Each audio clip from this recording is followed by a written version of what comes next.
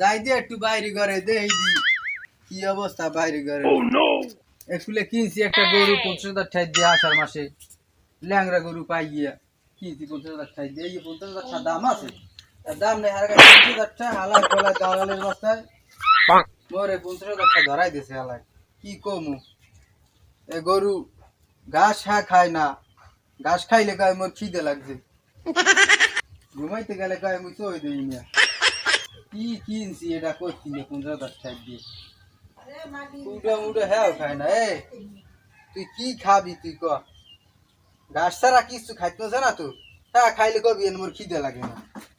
তা কি হর মু তোর লই ক? ভুসি হ্যাঁ খাবি না, ফ্যান পানি দিলে হ্যাঁ খাও না, পানি মানের গরুতে হ্যাঁ 6 বালতি খাইয়া পেট পেট ভরিয়া লাই আর মগো এডাই কি হরে গরুটা কি কিনলাম 50,000 টাকা আমি এই করছি দাম আস 30,000 মনে হয়।